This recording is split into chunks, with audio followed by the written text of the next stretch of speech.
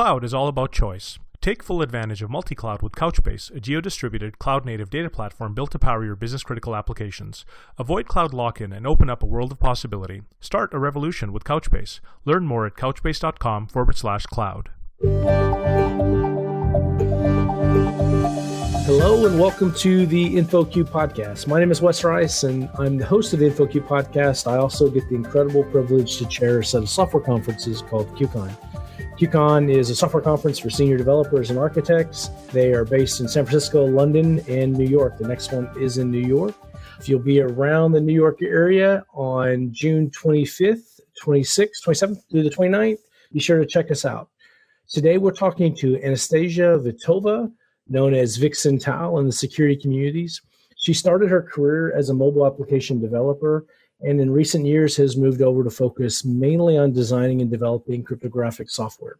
So in today's podcast, we're going to talk about that experience, about moving into cryptography. We're going to talk a bit about how to design libraries to be usable by developers and how to design boring cryptographic libraries. We'll also talk a bit about her upcoming talk at QCon New York.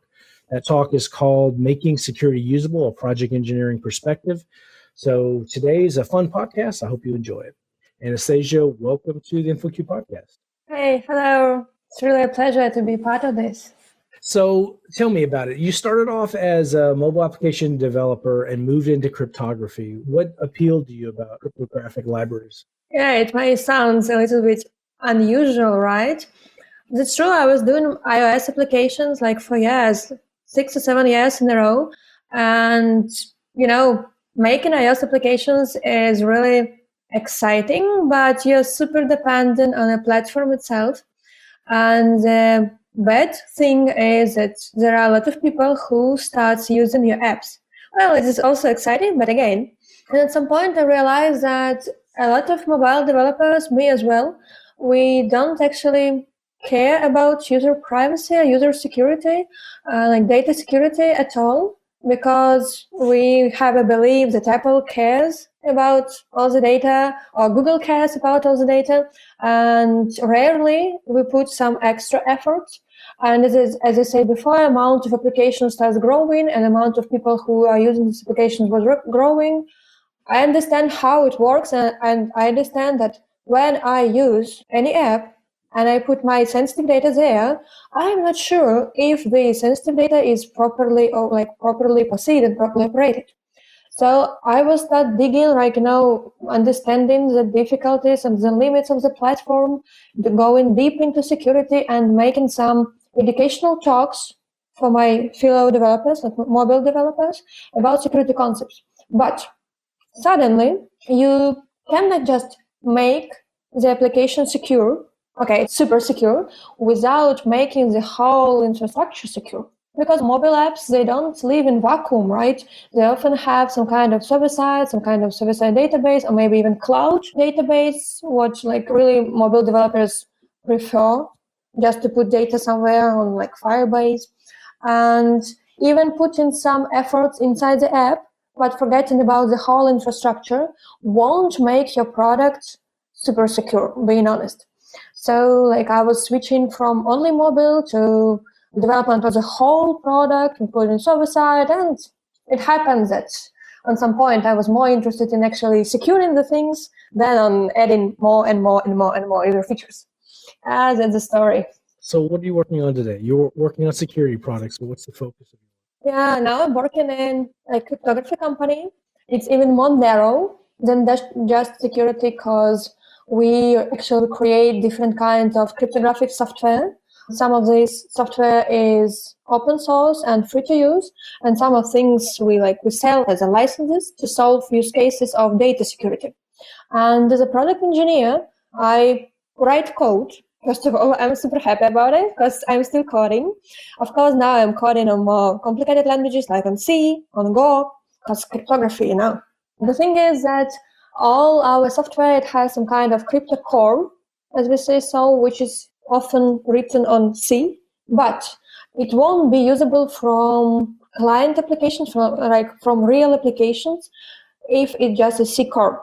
So it has to have a lot of wrappers, a lot of high-level libraries around. And this is where I actually put my efforts including my beloved mobile part, to create some wrappers for our C cores for other platforms. But just the engineering part, but the main focus is how people use the software. And having a lot of friends from development community, I can see how they use, what they actually think about making their app secure, and what are limits for them, what are barriers that they see in their work. And I ask them questions, I do some kind of user interviews with them, trying to solve their difficulties and trying to make our software, our high level functions, our crypto API more usable, more understandable for developers. So when you talk about writing cryptographic libraries, what does that mean? Are you talking about libraries that sit underneath like an API abstraction? So when I make over-the-wire calls, I'm using cryptographic tools. Help me understand, where does this library fit into a traditional mobile application developer talking to an API that talks to a database? Where does it fit in the entire stack? I would say it's a middleware, because of course we don't implement our own crypto. Well, this mantra. So as a crypto providers, we use OpenSSL, Boring SSL, Bare SSL, and so on. But what we basically do is making OpenSSL easier to use, solving exact use case. For example, Lipsodium. You know Lipsodium, and you know that they have this nice abstract, this nice secure box. If you want to store data securely, put it into secure box. What they do there, they add symmetric encryption and they add integrity checks. So as a developer, you don't need to write it on your own. You just need to put data in the secure box. And we operate on the similar level. We make it more easy for developers to solve their high level use cases. Storing data securely, transferring data securely. But really, that's just using the API, right? The developer just uses an API like they would any other API. It's not something specifically that they have to focus on crypto, right? Or is it? Well, as example, I can talk about IIS. Well, IIS encryption. Mostly to use IIS encrypt or decrypt functions from OpenSSL, you need to understand what is a key, to define the key length. Then you need to define the mode, like the symmetric cipher mode, which can be, there are 5 of them: CBC, GCM, CTR, etc., etc. You need to define padding and init vector. All these parameters you need to put into the function that actually encrypts piece of data. And these are a lot of things where you need to make your decision and where you can actually make a mistake, because developers, they don't have this cryptographic knowledge mostly, and they don't know what is padding and what kind of padding to use. And using wrong padding can lead you to Oracle padding attack. So we hide all these complicated cryptography things, and we have only one function, encrypt and decrypt. And developers can be sure that the key is long enough. It's IIS in GCM mode, so it's strong enough, it's modern. Init vector is right, the padding is right, etc., etc., etc. All these complicated tiny bits are solved for you. All you need to do is just add, encrypt, and decrypt. So how do you go about that? How do you know it's right? How do you design it to be right? That's why we have real cryptography PhD in our company. So the people who are educated to design cryptographic software and cryptographic systems, who have certifications, who did a lot of audits of other cryptographic software, etc., etc. But at the same time, we do a lot of things open source. Because in security, you cannot be sure that something is secure if it's not open source, especially when it's a security library, right? So we publish everything, and we attract security community to review, and we post white papers based on things we create. And we attract all this, we ask people to audit our stuff, because you cannot be sure. All of them are paranoid. So what your library does, for example, at Cossack Labs, is you'll take a library and you'll have certain settings like padding and things. You define what is good enough, and then you wrap that so a developer calls it as the most accurate type settings already configured. It's not like something that figures out based on what you're doing what the settings should be. Is that right? Right. So developers, they have some kind of use case they want to solve, like store data preserving Linux. And we have one function they can use. Or store data, store data securely, encrypted, without any Linux restrictions. For example, divide access to data so you can share it to different parties. Encrypt the data in specific way so the data is stored encrypted, but still you can share access to some pieces of this data. These are high-level use cases. And to solve these use cases, we provide high-level functions so developers don't need to understand what's going on under the hood. But of course, as I said before, it's all open source. And then what about for developers that are more expert level? You provide abstractions to be able to get in there to make changes as well, I'm assuming?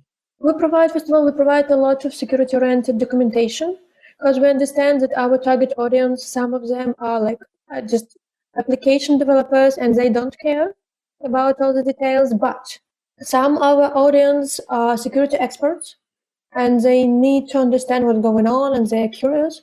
So we have different kind of documentations for them. And this is part of our software has license that developers can change, go deep inside, change something, and we're okay with that. Some of our software don't allow you to change it, so it depends. Earlier, I talked a bit about this stack where you might have a mobile application with a RESTful API that you're talking to that's hosted on maybe AWS and it's using some persistent data store in the back end. What's the most common cryptographic mistakes that people make in that kind of architecture? On this topic, I can talk really hours and hours and hours, so you should stop me at some point. Because I saw so many things and I made so many mistakes on my own, literally. Okay, so I think the first mistake is the whole understanding of cryptography and security.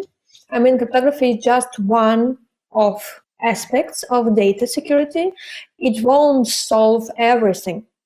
And sometimes people believe that if they encrypt the data, they are fine. No, there are so many other things that can go wrong, like operational security, organization security, access control, authentication. So the first mistake is just understanding that cryptography is not a magic tool to solve everything, but a tool that can help you to solve most of cases. The second mistake, when we're talking about cryptography exactly about data security, is defining the data scope. Because it's easy to think about user data, about business data, especially in mobile apps where developers understand how users will use the app. But there are some things that developers often forget about, like technical data. All these IP addresses, geolocation data, metadata from pictures, all these logs are important. All this technical data that your system, your product is collecting, and usually no one deletes this data, so it starts for ages. And sometimes this data can also be sensitive, not all of them, but so defining the data scope. Then and of course the regulations, HIPAA, PCI DSS, GDPR. Some data, people often forget about what exactly the regulations mean in their case, and maybe that this exact function or this exact piece of data should also be protected according to the regulations. The next, if the data scope is defined correctly, we hope so, and for example, we decide to, encrypt data at rest.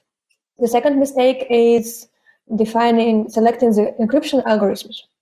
That's why previously I talked that it's good when libraries can hide these implementation details, but a lot of libraries, they don't hide. And for some libraries, you can still select MD5 for hashing. It's 2018. MD5, really? There are a lot of libraries that suggest you to use old and vulnerable crypto algorithms for hashing, for encrypting. So the second mistake is selecting the wrong crypto algorithm. And here you actually need to have some kind of security knowledge to understand what is the state of the art, right? What should be used right now. But even if the algorithm is selected correctly, assert all these parameters that you should put in to get the strong results. And the third mistake, again, talking about usual libraries, you have all these params and you put all the things in, but it's easy to make mistakes. I often show one of the research. People have analyzed 300 vulnerabilities from the applications and divided these vulnerabilities into two groups.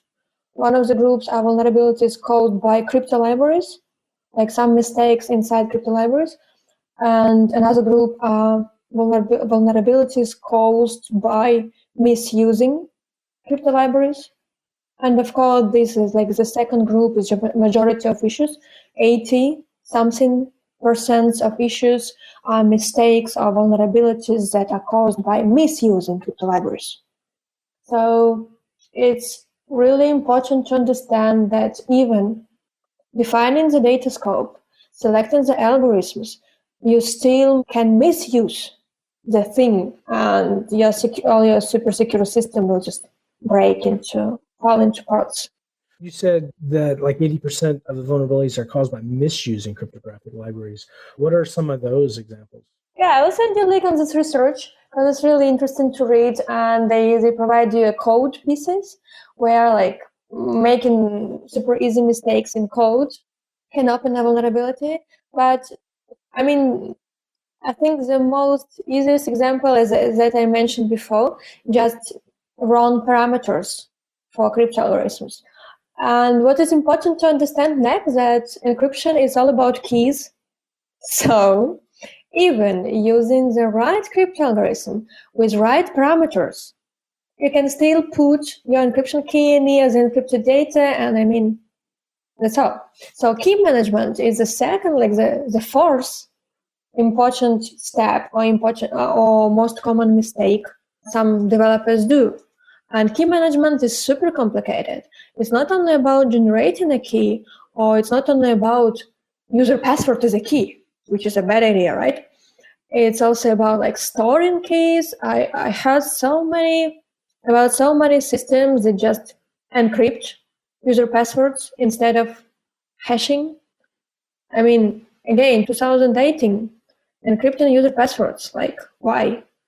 Again, generating key, storing key, key revocation. On the stage of designing our system, we should understand if our keys can be revoked, if our keys can be expired. What are backups keys? Because you heard maybe the story with WhatsApp. I saw a screenshot in Twitter today about WhatsApp that uses end-to-end encryption to encrypt all the chats, but backups it puts on Google Cloud, I think. The backups are not encrypted. So it's a common mistake, really, it's a common mistake. And what I often ask developers when they ask me to help, I'm asking them, come on, people, do you have backups? Yes, of course, we do have backups. Do you encrypt? No. Security is complicated. So what do you recommend with key management? All the cloud vendors have some tool for managing keys. Is that enough? Do you recommend something else? What about if you're not in a cloud environment? What are your thoughts on key management for developers? Maybe it will sound rude, but maybe I think that key management is kind of it's not the responsibility of developers only. So in a perfect case scenario, the company should have some kind of security team and somebody the product architect that is responsible for the whole architecture of the thing. It's not up to application developers to decide where to put keys and how to manage keys. I'm just saying that it's really important, okay, and we really need to pay attention to this. But if it's your responsibility, then yes, of course, there are many these key storage providers you can use. You can also build public key infrastructure for your product, for your company, internal, but it requires maybe more efforts.